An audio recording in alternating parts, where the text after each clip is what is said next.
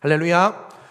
자, 봄비가 내리는 이 아름다운 봄날에 함께 예배하는 우리 사랑하는 모든 성도님들께 이 봄비처럼 성령의 비가 여러분의 깊은 심령까지 여러분 쏟아지는 은혜가 일어나게 되실 주님의 이름으로 축원합니다. 자, 우리 좌우 앞뒤분들과 인사하겠습니다. 성령의 비로 우리 오늘 성령 충만하십시다. 인사하겠습니다.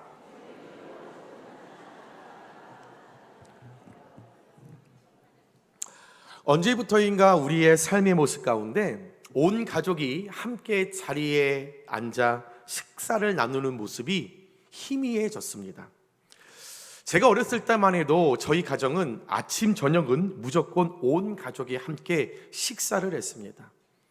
중고등학교 시절에도 아무리 바빠도 아침에 새벽기도 끝나고 오시는 아버님은 반드시 아침 식사를 같이 해야만 학교를 보내주셨습니다.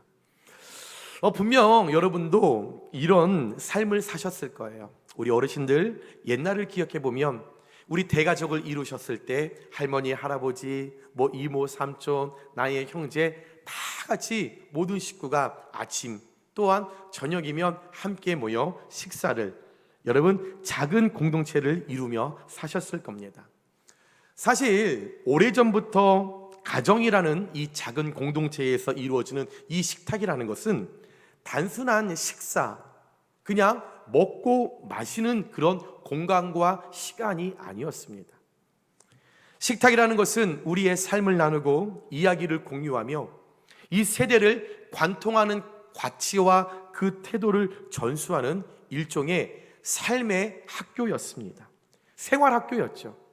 그래서 밥상머리 교육이라는 말이 우리의 삶에 있는 것처럼 온 가족이 함께 둘러앉아 먹고 마시며 공감하고 경청하고 존중하고 또 우리 삶에 일어나는 것들에 대해 서로 나누며 감사하는 이 감사함을 배우는 인간됨에, 인간의 존엄성에, 우리의 삶에 필요한 이 모든 본질을 배우며 나아가는 자리가 식탁의 자리였습니다. 가족이 함께 식사하면서 자연스럽게 나누는 이 대화 속에서 자녀들은 할아버지, 아버지, 어머니의 그 말투, 태도, 감정, 표현 방식을 유심히 관찰을 합니다. 그래서 놀랍게도 우리의 자녀들은 부모의 말투를 비슷하게 흉내내며 살아가요. 아이들이 말하는 단어를 잘 들어보면 그 엄마 아빠가 무슨 단어를 가장 많이 사용하는지를 알 수 있는 건 식탁에서 들었던 말투, 태도, 단어, 문장 사용하는 어구력, 이 모든 것이 그 식탁 안에서 이루어졌기 때문에 어린 시절 아이들은 그 어른들의 이 모든 것을 경청하면서 스스로 자신의 자아를 내면화하면서 눈치와 말솜씨, 예의와 배려를 그 식탁의 자리를 통해서 익히며 자랐습니다. 단순히 먹는 그 시간을 넘어 인간관계의 기본 감각을 익히는 사회적 훈련장이자 정서적 안식처가 식탁이었다라는 거죠. 무엇보다도 이 자녀들은 그 식탁을 통해서 자녀들의 정체성, 또한 나의 자존감을 그 작은 공동체, 그 식탁에서부터 시작되었다라는 거예요. 그 부모들의 가르침, 부모들의 인정을 통해 자존감이 형성이 되어 간다라는 거예요. 식탁에서 나누는 대화를 통해서 내 삶의 의미를 찾고 내가 어떻게 살아갈 것인가 하는 그 정체성을 어른들이 물려주시는 그런 예화들, 이야기들, 또한 때로는 상의하는 그 모든 것들 가운데 길잡이를 갖고 이야기할 때 이것이 틀린 거구나, 이것이 바른 거구나, 그들의 정체성을 배워갔죠. 하지만 오늘날 이 밥상머리는 스마트폰과 각자 방이라고 하는 그 매개체를 통해 다 갈라지고 있습니다. 예전에는 대식구, 10식구, 15식구가 정말 방 하나, 방 두 개에서 그렇게 살아가면서 자신의 방이 없었지만 항상 그 작은 공간이었지만 항상 모여서 식사를 나누었는데 요즘은 뭐 34평, 38평, 40평, 50평, 70평 아파트에 많이 살아야 4식구. 그러니 그 40평, 50평대에 4식구가 사니 방이 다 양쪽으로 있으니 요즘은 젊은 아이들은 밥도 각자 방에서 스스로 먹어요. 아내는 남편 밥을 챙겨주고 아내는 소파에 앉아서 TV 보면서 홈쇼핑 하고 있어요. 부부가 식사를 언제 같이 했는지, 자녀들이 언제 같이 온 식구가 식사를 하는지, 여러분 그 시간이 무의미하게 되어가고 있죠. 입시 경쟁과 사교육, 부모들의 맞벌이, 회사에서의 야근과 사회활동, 이제 어느 정도 먹고 살 때가 되었으니 이제 우리도 각자의 문화생활을 하기 위하여 자기 개발이라고 하는 그 명목을 갖고 서로가 배우는 것이 너무 많다 보니 저녁 시간 가족에게 없어졌습니다. 주말 그 시간이 다 쪼개져 버렸습니다. TV와 모바일 기계는 식탁의 대화를 점점 밀어내어서 각 가정의 소통이 끊어진 지 오래입니다. 그 결과 현재 우리나라의 대부분의 아이들은 대화를 할 때 아이 컨택, 눈을 바라보며 사람과 대화하는 방법을 잃어버렸습니다. 요즘 아이들은 누군가와 대화할 때 눈을 보고 얘기하지 않습니다. 왜요? 가족 간의 식탁에서 아이 컨택을 해보지 않았기 때문에. 가끔 제가 저희 딸 은결에게도 은결아 아빠 눈 보고 아니야 그런 거 아니야 그런 거 하지 마 불편해하죠. 저희 가정은 그래도 아직까지 아침과 저녁은 같이 하려고 굉장히 노력합니다. 특별한 신방이 없는 한 저녁은 셋이 늘 같이 먹습니다. 핸드폰 하지 않습니다. 여러분 우리 이렇게 주변에 식당에 외식을 하러 가시잖아요. 그러면 많은 사람들이 가족 식사를 하시잖아요. 놀라운 걸 발견하셨나요? 4식구가 왔던 5식구가 왔던 6식구가 왔던 모두 식당에서 밥을 먹으면서 핸드폰을 들고 있다는 거예요.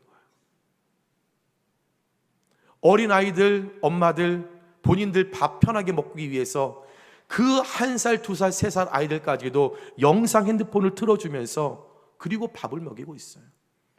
식당에 나왔지만 그 누구도 대화하는 가정이 없이 5명이면 5명 모두가 핸드폰을 들고서 밥을 먹으니 가족 간의 어떤 대화가 소통된 지 오래입니다.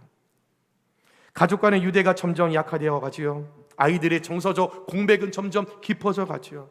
인성교육의 살빛줄은 여러분 서서히 마르고 있습니다. 참 안타까운 세대를 우리는 살아가고 있습니다. 그런데요, 이런 안타까운 현실을 무색하게 만드는 민족이 있습니다. 바로 유대 민족입니다. 유대인들은 식탁에서 대화, 밥상머리 교육을 잘해서 지금까지도 세계적인 민족이 된 것이 유대 민족입니다. 유대민들은 아직까지도 평소에도 혼자 절대 식사하지 않습니다. 반드시 가족과 함께 식사를 합니다. 이스라엘 성지순례를 가고 방문해 보면 어떤 식당, 가정, 호텔, 키부츠에 가보면 여러분 모든 유대인들은 가족과 식사를 합니다. 모든 자들이 삼삼 오여 대가족이 식사를 합니다. 유대인들은 식사를 할 때 가장 가운데 자리는 할아버지, 아버지의 자리를 마련해서 식사를 하는데 만약 아버지가 그날 무슨 일이 있어서 참석하지 못하면 아버지의 자리를 비워놓고 그 자리에 둥그렇게 가족들이 함께 식사를 합니다. 그리고 가족들이 함께 식탁에 둘러앉으면 할아버지, 아버지, 삼촌들의 그 이야기를 듣고 이 자녀들은 끊임없이 식사를 하면서 질문을 함으로써 이 아이들이 어렸을 때부터 누군가에게도 질문하고 대화하는 방법을 그들이 부담스럽지 않을 정도로 어릴 때부터 그런 교육, 사람과의 대화, 사람과의 관계를 그 식탁에서부터 유대인들은 공급받고 그 교육을 받는 겁니다. 유대인들의 식탁에서의 대화와 토론의 원칙 7가지가 있습니다. 첫째, 항상 연장자가 먼저 발언한다. 아버지, 할아버지의 권위를 정확하게 인정하는 거죠. 두 번째, 다른 사람의 이야기 도중에 끼어들지 않는다. 우리와 너무 다르죠. 식탁에서 아버지가 뭐 얘기를 하면 엄마가 옆에서 아이고 쓸데없는 거, 애들 빨리 먹어. 엄마들이 문제예요. 엄마들이. 남자들은 좋은데. 셋째, 말하기 전에 먼저 깊이 생각한다. 넷째, 대답할 때 당황하거나 서두르지 않는다. 다섯째, 대답은 짧게 하고 질문은 많이 한다. 우리는 대답은 길게 하고 질문은 짧게 하잖아요. 달라요. 여섯 번째, 처음 할 이야기와 나중 할 이야기를 잘 구별한다. 마지막 일곱째, 잘 알지 못하고 말했거나 잘못 말한 것은 솔직히 인정한다. 어른이든 아이든 오늘 식탁의 자리 가운데 내가 무언가를 잘못 말했어요. 그렇다라고 하면 어른이라도 아이들에게 미안하다, 잘못했다, 정확하게 인정하는 모습이라는 거죠. 그런데 우리는 어른의 입장에서 무엇을 잘못했다가 인정하면 큰일 나는 줄 알아요. 자녀들에게 미안하다 말하면 큰일 나는 줄 알아요. 그러니 소통이 이루어지지 않는다라는 거예요. 사실 유대인들의 모든 삶이 다 좋은 건 아닙니다. 다 본받을 만한 건 아닙니다. 그러나 이 내용을 봐서는 유대인의 식탁 문화는 우리가 조금 배웠으면 좋겠습니다. 가족이 함께 식탁에 앉아야 하는 이유는 단순히 밥을 먹기 위함이 아니라 대화하기 위함이에요. 대화를 나누면서 대화하는 법도 배우고 어른들의 경험이 잔소리가 아니라 자녀들의 탈선과 자녀들이 살아가는데 시행착오를 얼마든지 막아줄 수 있는 좋은 교훈이 될 수 있기 때문에 이 식탁에서의 대화는 매우 자녀들 또 가정 구성원을 이끌어가는 데서 가장 1순위로 삼아야 되며 너무나 중요하다는 거죠. 그런데 이 식탁의 중요성은 지금뿐만 아니라 성경에서도 매우 중요했다라는 것을 우리는 알 수 있습니다. 여러분 잘 생각해 보시면 창세기 26장을 보시면 아비멜렉이 이삭을 찾아와서 언약을 맺을 때 첫 번째 한 것이 무엇이냐면 잔치를 베풀고 그들과 먹고 마시는 식탁의 은혜를 나누었었습니다. 창세기 31장을 보면 야곱이 라반과 언약을 맺을 때에 가장 먼저 잔치를 열고 먹고 마시는 식탁의 은혜를 나누었습니다. 하나님 역시도 출애굽기 24장을 보면 시내산에서 하나님과 이스라엘 백성들이 모세를 중재로 놓고 그 언약을 이룰 때에 이스라엘 백성들이 하나님 앞에 번제와 화목제를 드리고 나서의 그 제물을 함께 먹고 마시고 그리스도의 피를 상징하는 포도주를 그들이 함께 먹고 마시는 식탁의 은혜를 시내산에서 나누었습니다. 신약에 넘어오면 사복음서만 봐도 사복음서의 대부분의 예수님의 공생학 기간의 모든 것들은 식탁의 은혜였습니다. 예수님이 공생의 기간 가운데 첫 번째 나타내 주셨던 기적은 사람을 고치고 살리는 일이 아니었습니다. 예수님이 공생의 가장 첫 번째 하셨던 사역이 무엇이었지요? 가나 혼인잔치였죠. 물이 변하여 포도주를 만들어서 그 연회장에 그 길을 세워주며 잔치자리 가운데 떨어지는 갈급하는 그 먹고 마시는 것을 채워주셨던 그 예수님, 그 예수님이 본인을 무엇라 설명합니까? 요한복음 6장 48절에 내가 곧 생명의 떡이니라, 자신을 생명의 떡이라 라고 제시하시며 먹고 마시는 것, 굶주림과 목마름, 갈망한 것, 갈급한 그 음식에 대한 식사 은유를 사복음서에 예수님은 공생의 기간 동안에 수없이 보여주셨고 그 일을 감당했고 그 일들을 믿는 모든 자들과 함께 하셨다라는 거예요. 사랑하는 여러분, 우리가 잘 아는 엠마오로 향하여 갔던 두 제자, 그 두 제자는 분명 예수님과 함께 길을 걷고 있었습니다. 예수님이 십자가에 달려 죽으시고 그 예수님을 잃어버렸다라는 그 상실감을 가졌는데 그들이 그래서 고향으로 내려가는데 예수님이 엠마오 그 제자들과 함께 걸어가는데 내 가장 곁에 계시는 예수님을 예수님이라고 그들은 전혀 알아보지 못했었습니다. 그러나 누가복음 24장 30절에서 31절에 보니까 그들과 함께 음식 잡수실 때에 떡을 가지사 축사하시고 떼어 그들에게 주시니 그들의 눈이 밝아져 그인 줄 알아보더니, 예수님과 함께 고향으로 내려가서 가장 친밀하게, 가장 가까이, 가장 옆에 있었던 그 예수님을 곁에 있었을 때는 알지 못했으나 그들이 고향에 도착하여 자신의 집에 걸어왔던 그분과 함께 식사를 나눌 때에 그들의 눈이 밝아져 함께 걸어왔던 이분이 예수님이었네? 식탁의 은혜를 나눌 때에 그 예수님을 알게 되었다라는 거죠.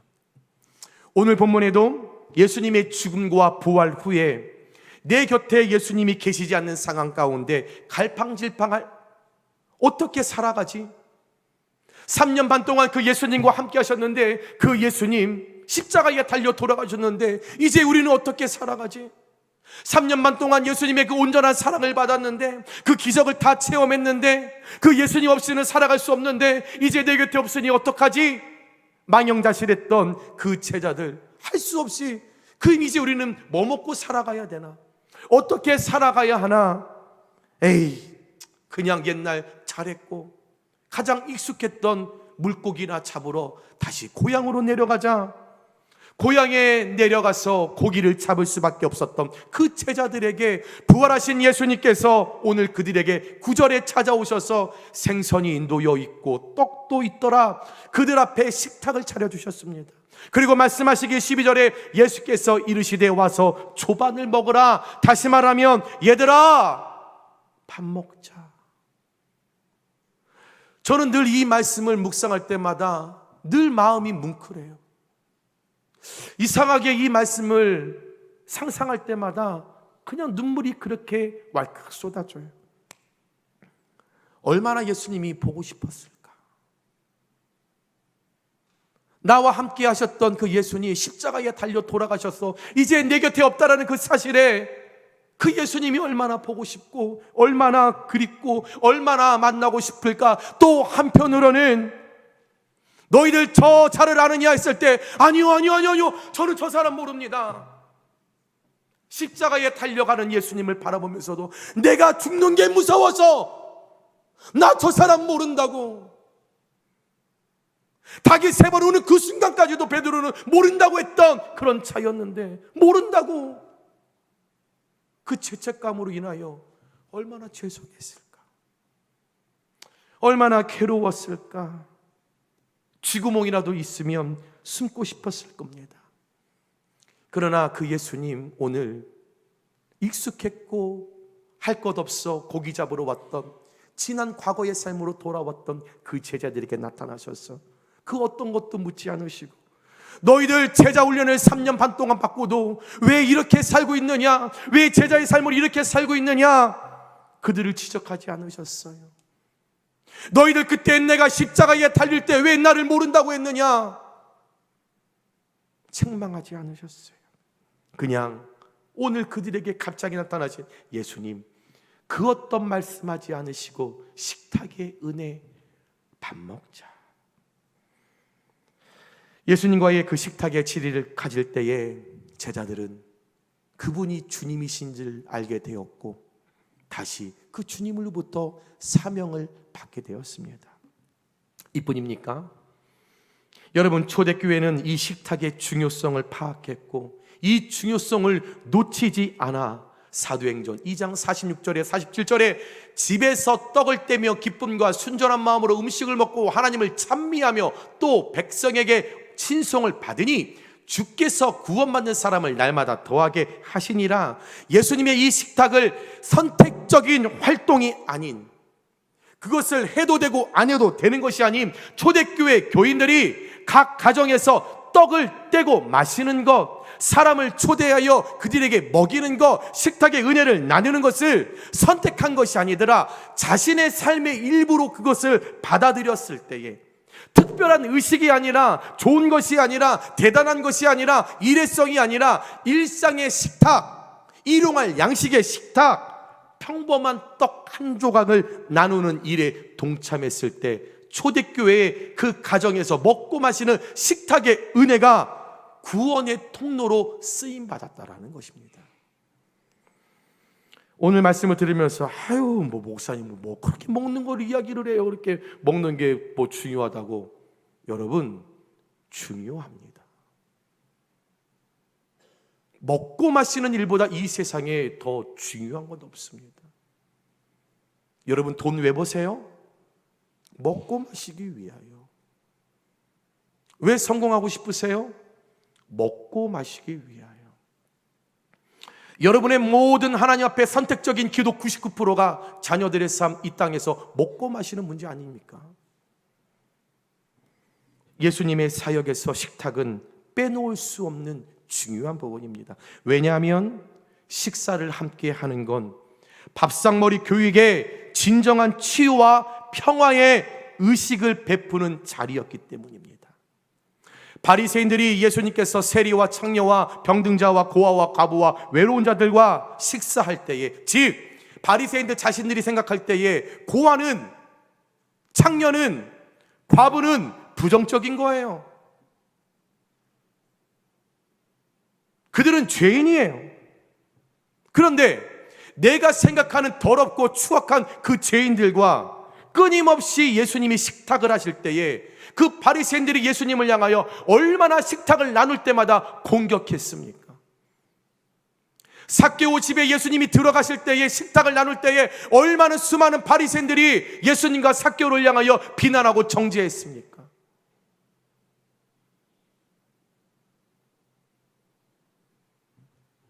그 모든 바리새인들을 향하여 주님께서 정말로 치유와 회복과 식탁의 마지막 절정인 말씀을 그들에게 남기셨죠. 마가복음 2장 17절에 건강한 자에게는 의사가 쓸데없고, 너희같이 그렇게 잘나고 똑똑하고 많이 배운 이 바리새인들아, 그래 너희에는 의사가 필요 없겠지만 너희들이 죄인이라고 말하고 하는 고아와 과부와 창녀와 외로운 자와 이방인, 이 모든 사람들은 병든 자다, 죄인이다. 그래서 그들에게는 내가 의사인 것이다. 그들과 먹고 마시는 것이 그들을 치유하고 그들을 회복하는 일이다. 그러기에 그들에게는 내가 쓸 데가 있다, 내가 필요 있다. 주님께서 그들에게 말씀하셨죠. 예수님께서는 자신이 누군가와 밥을 먹는 이 행위를 의사가 병을 고치는 일, 그 치유와 동일시 하셨다라는 겁니다. 예수님과 식탁을 나눈 사람들, 바리새인들의 눈에는 그들이 죄인이었고 그들은 못난 사람이었고 쓸데없는, 쓸모없는 그런 사람들로 비춰졌지만, 그들의 고백대로 그 당시 사회의 정치, 경제와 문화, 이 분배 과정에서 철저히 소외당하고 박탈당하는 소외된 자들이 맞았지만, 성경에 나타난 예언자들의 고발에서도 이미 잘 알고 있듯이 고아와 과부와 창녀와 이민자들의 삶은 여러분 그 당시에 굉장히 비참했습니다. 지나가다니는 그냥 개와 동일시되는 그런 시기였죠. 그들이 예수님과 식탁을 나눴다라는 것은 더 이상 이제 그들은 소외된 자가 아니고, 그들은 더 이상 버림받은 자가 아니고, 더 이상 외면당하는 자가 아니고, 더 이상 차별당하지 않아도 되는 그 자체가, 예수님과 식탁을 나누었다라는, 예수님이 주셨다는 떡을 먹었다라는 그 자체가 그들에게 치유의 시작이었다라는 것입니다. 예수님은 식탁에서 외롭고 버림받은 자들의 정체성과 거절당하여 상처받은 자들에게 진정한 구원의 회복을, 그 밥 한 끼를 통해서 죄인의 굴레를 벗어나는 그 평화를 허락하시기 위하여 수많은 바리새인들의 공격과 정죄와 손가락질에도 그 예수님은 그 일들을 멈추지 않고 그들을 먹이는 일에, 그들과 함께 식탁을 나눈 일에 예수님은 자신의 모든 공생의 기간을 투자하셨던 겁니다. 그와 더불어 바리새인들에게는 진정한 밥상머리 교육이 관통하게 되었죠. 바리새인들 자신들이 세웠던 식탁에서의 그 정결법이라는 테두리 안에 내가 세워놓은 모든 격식은, 늘 잘난 척하면서 격 있다, 많이 배웠다, 잘난 척했던 그들 모든 정결법들이 예수님의 식탁에서는 무가치하다라는 것. 그들이 세운 그 잘난 척의 모든 것은 아무 의미 없다라는 것을 예수님의 식탁을 통하여 무력화됨을 예수님은 선언하시고 그것을 직접 보여주셨습니다. 사랑하는 여러분, 예수님의 식탁은 규율을 넘고 법을 넘어 그 너머에 있는 생명으로 이끄는 은혜의 자리인 줄 믿습니다. 예수님은 특정 장소나 특정 사람이 아니라 모든 사람이 어느 곳에든지 치유와 회복, 생명과 구원을 누릴 수 있는 그 식탁으로 누구든지 언제든지 주님은 다 초대하십니다. 그곳에서 격식을 차리고 예의를 차려야 하는 것이 아니라, 세상이 만들어 놓은 정결법을 따라 살아가는 것이 아니라, 그냥 예수님이 오늘 말씀에 차려놓으신 보잘것없는 생선, 그 떡, 그것을 함께 나눌 때에 예수님을 통해 위로와 희망이 고스란히 우리에게 전달되는 것입니다. 그것이 진정한 거룩한 떡입니다. 세상에 유명한 셰프가 만들어 놓은 음식 아닙니다. 어렵게 구하는 음식 아닙니다. 이 당시 모든 서민들의 가정에 있었던 떡 한 조각, 주님은 자신을 평범한 떡 한 조각이라고 본인을 표현하면서 화려하지 않지만, 대단하지 않지만 그 떡 한 조각을 누구든지 고아와 과부와 차별 없이 나누어 주면서, 오늘 예수님께서 삶의 분주함으로 살아가는 우리에게, 어쩌면 우리가 그 시대에 그들이 공격당했던 고아와 창녀와 과부와 외로운 이방인의 삶에 어렵게 살아가는, 철저히 외면당하여 차별받는 우리에게 밥상머리 교육을 통해 다시 한번 주님은 치유의 회복을 이루시기 위하여 오늘 저와 여러분에게 이 아침 똑똑히 우리의 귓가에 말씀하십니다. 아무개야, 밥은 먹고 다니냐? 밥 먹자. 아무개 권사야, 힘든 하루하루를 살아가는데 밥은 먹고 다니냐? 밥 먹자. 종규야, 많이 힘들지? 너 밥은 먹었어? 밥 먹자.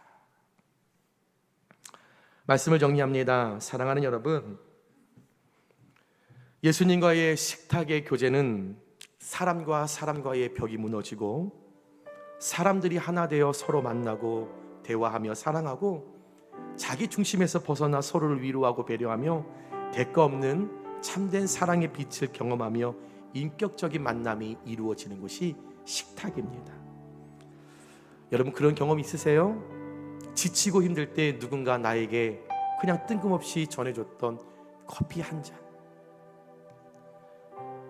요즘 하루하루가 너무 힘이 들고 버겁고 물질이 어려움이 있어서 기도를 하는데도 늘 풀림이 없어서 하루하루가 너무나 힘든데 전화가 왔어요. 집사님, 오늘 저녁에 우리 집에 잠깐 올래요? 우리 밥 한 끼예요. 그 집에 갔더니 갈비는 없더라고요. 불고기는 없더라고요. 비싼 음식 뭐가 있죠? 랍스타는 없더라고요. 망고는 없더라고요. 집사님, 밥 먹자 우리. 앉았더니 그 식탁 위에 평범한 떡, 된장찌개가 김이 모락모락 올라가고 있더라고요. 나도 만들어 먹을 수 있는 된장찌개, 언제든지 만들어 먹을 수 있는 그 된장찌개. 근데 집사님, 밥 먹자. 그 말 한마디에 앉아 된장찌개 숟갈을 넣어서 한 스푼을 떴는데 왈칵 눈물이 쏟아지는 거예요. 아무것도 아니지만 오늘 그 앞에, 제자들 앞에 차려진 생선과 떡 보잘것 없는 거지만 때로는 말로 형용할 수 없는, 표현할 수 없는 그 감동이 우리 마음 가운데 치유를 만들어 가는 거예요. 치유가 있으니 이 마음 가운데 회복이 일어나는 거예요. 몇십만 원짜리 랍스타를 먹은 것보다 구수하게 평범한 된장찌개 한 입 먹었을 때 그동안 나의 삶에 힘들었던 거, 괴로웠던 것이 그 한 숟갈 집사님 밥 먹자, 그 말에 다시 일어설 수 있는 힘을 제공합니다. 오늘 예수님 세리와 죄인들, 실망하고 염려에 빠져있던 제자들에게 그렇게 그냥 떡 한 조각을 내어주셨습니다. 그리고 말씀하셨습니다.